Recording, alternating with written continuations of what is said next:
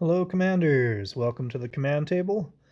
I am Mathramar, and we're going to be taking you through the last 5 battles of the Whispering Ruins. We finally got around to getting it done. So before we get into it, if you would please be so kind as to like, subscribe, and if you want notifications when I drop new videos, be sure to hit that notification bell. Also, if you have any questions or comments, please feel free to leave those below. Okay, so battle 406. Okay, so for this one, there's a bunch of Ember Fiends back here with a Barrier Monk, and there's a freezing trap that you got to be careful about. I've put these assassins here to take care of those. They're just going to kind of start down here at the bottom where they've got pathing to kind of start and work their way in. By then, most of this other stuff is going to have moved forward, and the assassins will be able to walk right past that freezing trap and get all the way up to the Barrier Monk. Then all that's left are these super duper tanky units. We're going to avoid the rest of these freezing traps just by having most of the battle occur over here. So given that there were a lot of fire generating units between the Molten Armors and the Ember Fiends, I went with a tank that's immune to burn. And we've got our Valkyrie up here that's going to keep that Earth Elemental trucking the entire time. We've got 2 Crystal Spires to kind of provide consistent damage to all the units that are just going to be right in this little zone here. I've put these Mind Shrooms here to kind of help because I was having trouble with this Earth Elemental getting burned down too quickly. So I figured why not borrow one of the Molten Armors to help tank, so level 12 Molten Armor on my side. We'll go for that. And then way back here, so that they're out of range of the Valkyrie, we've got these 2 groups of regular archers and 1 arcane archer. So the thought process is just hold everything at arm's length while the ranged damage burns it down, borrow a tank, and use assassins to kill the stuff in the back. Okay, here goes. Okay, this one does go into frenzy, so it's a little bit of a longer battle. Okay, there went all the Ember Fiends. There goes the Barrier Monk. And the assassins are kind of done. Their job is over at this point. Anything else is just a bonus. Okay, the Molten Armor keeps getting bumped into the Mind Shrooms, which keeps flipping it back to my side, which kind of helps take the heat off of my Earth Elemental. And now that we're in frenzy, my Crystal Spires and Archers are going to burn through everything else. So there it goes. Battle 406 cleared. Okay, and then we are done. There we go. Okay, so moving on to battle 407. Now for this one, there was this was one I kind of got stuck on for a while. Had a little bit of help from Stuvan. He's been very helpful for a couple battles now.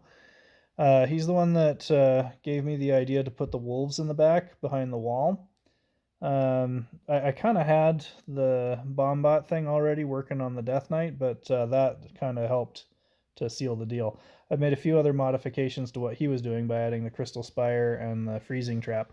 Now this Freezing Trap, okay, well, kind of brief overview. You got these Risen Warriors that are going to pop up in the back. They're going to be pulled in by the Dire Wolves. They're going to act as the point of gravity to suck them in.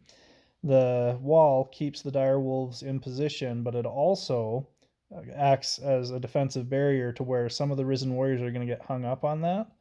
And that's going to keep my Dire Wolves alive long enough to not only kill them, but also protect them from getting completely surrounded. So that kind of magnifies their potential there. The Crystal Spire, I've taken reach off of it, and I've put 2 damage stones on it, so it doesn't have as much range, but it does kill things a lot faster. The rest of the units are all going to be pushing forward from the front. We're going to blow a hole and then use the second Bombot to kill the Death Knight. The Battle Drummer we're not terribly concerned about. The rest of the Archers and Thorn Guards and everything, they're all going to converge on this Monster Hunter, and he's going to have moved forward to about here. Now, I was having trouble when I was trying to replicate Stuven's build that the units would wrap around the Monster Hunter and be kind of up in this area, and the Monster Hunter would knock something up into the air and send it back, and that would actually feed it into the Druid and the Valkyrie. So I've put a freezing trap there so that when that happens and something kind of gets knocked that direction, it'll actually freeze all of those units. And it's actually perfect timing because all of these Thorn Guards are kind of arriving at the same time, and the Monster Hunter could beat itself to death against them. So that kind of freezes them and negates that. So let's go ahead and let that run so you can see how it goes. Again, look at those dire wolves in the back. They're going to be acting as the point of gravity for the Risen Warriors. That keeps everything off the Crystal Spire, the Druid, and the Valkyrie. Okay, now here comes the freeze. Pop. See, something got a little too close to that Druid, and that's okay, because now we're clearing through it, and we should be good to go. Now, it's going to get a little dicey here towards the end, just because all these Thorn Guards are kind of arriving at the same time. But, and I think my Druid did go down. Yeah, the Druid's down. Now, it doesn't really matter if anything else dies, because all we need is the Monster Hunter. It'll take care of everything else. Completely immune to all that range damage. Alright, there's 407. Let's move on to 408. Okay, 408. Okay, this one, honestly, it's kind of ridiculous, kind of hilarious. Thank you, Traplight, for giving us some levity in the middle of all this. That aside, to solve this one, you've got a lot of battle wagons, a couple ancient trees, whole bunch of bomb bots all over the place, and 2 monster hunters. So I figured Mind Shrooms counter everything except for the ancient trees. So I just plugged in Arcane Archer to take care of those, and then the Mind Shrooms take care of pretty much everything else. I ran this once before I had the successful run. The first time I ran it, the bomb bots blew up the they got mind controlled, turned around and blew up the battle wagons before they could hit the Mind Shrooms. So I added these 2 crystal spires just to kind of clear out some of those bomb bots and enable those battle wagons to actually reach the Mind Shrooms before getting exploded. So let's go ahead and let that run. Okay, goodbye bomb bots. And there we go. Battle wagons getting flipped. Now they're mine. And then the Monster Hunter keeps running into the Mind Shrooms. And game over. Alright, 408 down. Let's move on to 409. Oh, and you'll notice army points not fully used. It was just not necessary. Okay, so for 409, I've got a note here, adjust roots and freeze traps down and to the left. So notice here, I've got the freeze trap and the roots. I thought that all of the stuff was going to get pulled up here and was going to have to run through to get to that. But some stuff kind of ends up here and runs past it all and runs up and starts breaking through all this. Now, I couldn't replay this to reposition it because I won, so and I didn't white flag it in time. So what I would do is I'd move that freezing trap kind of right at the corner.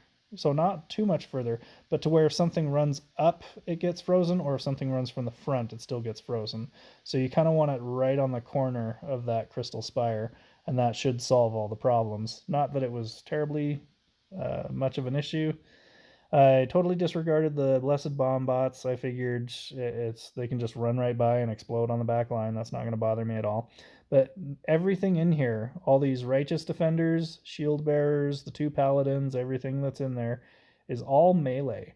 And then obviously there's the 2 Valkyries, but we're not going to be terribly concerned about them.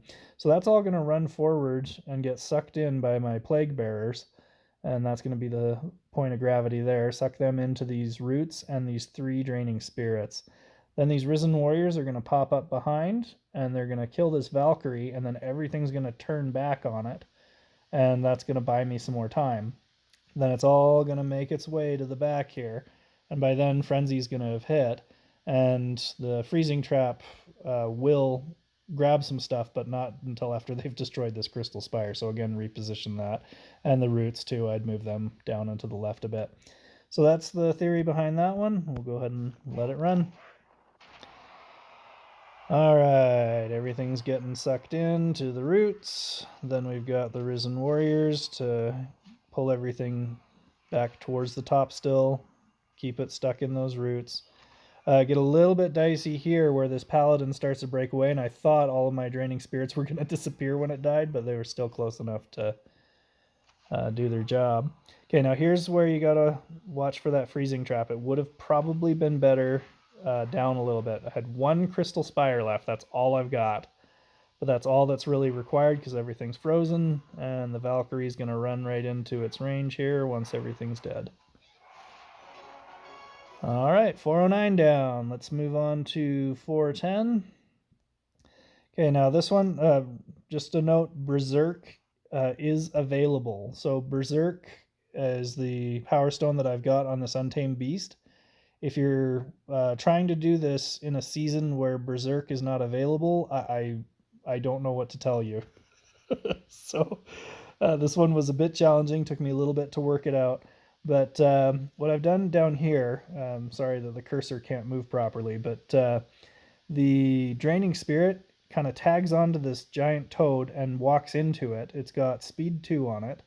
So it's going to zip in there, and then the toad's going to jump. So then the closest thing available is going to be this Lesher clone. So the Draining Spirit's going to be stuck on that Lesher the entire time, and that Lesher is going to take a day and a half to get through these roots. So that Draining Spirit is going to work it down tremendously. The other things that I've got going on, I've got 3 groups of assassins. I leveled up a 3rd group to level 7. They're all going to pop up here and start working on this Lesher. I just didn't know what else to do with the points. So I tagged them all up there, and they're just gonna burn him down quite a ways. He's not gonna totally die. If I had these to level 8 and maybe did damage stones instead of execute on some of these guys, they would have burned them down a lot faster. So I've got this configured to where these Untamed Beasts, the Toads, and the Warhounds, they're all going to run after this Untamed Beast because it's going to be the only thing visible. Now, he's going to end up right about here by the time everything catches up with him. And a lot of these Warhounds are going to come across and up, and they're going to trigger this freezing trap when most of this heavy-duty stuff is in range. I've tried it a few different ways. I put the freeze trap up front, but it was just toads were in the air, and it didn't work very well. I just found that it worked better once the Untamed Beast was there and everything was on the ground attacking it for the Warhounds to trigger that trap. So that's how that's supposed to work, and then it's just a matter of letting the Untamed Beast of mine eat all the crows to keep itself alive. Okay, see, I got 2 Untamed Beasts and 1 giant toad in that freeze, which was enough to allow my level 6 Untamed Beast to stay alive. So now a steady stream of crows is going to arrive. The Lesher on the bottom has got the consistent damage from the Draining Spirit that's going to work it down. And the other Lesher is going to get finished off. So now I'm just going to be eating crows, running over to kill ancient trees. And the Draining Spirit, fortunately, didn't tag on to my Untamed Beast, so that was very handy. And that finishes the zone. So thank you for watching. Thank you for supporting the channel. Again, please do like and subscribe. Ooh, okay, I guess that's loading again. So check out the commandtable.com where we have tutorials, raid strats, and in the not too distant future we'll be adding some merch and a comic strip.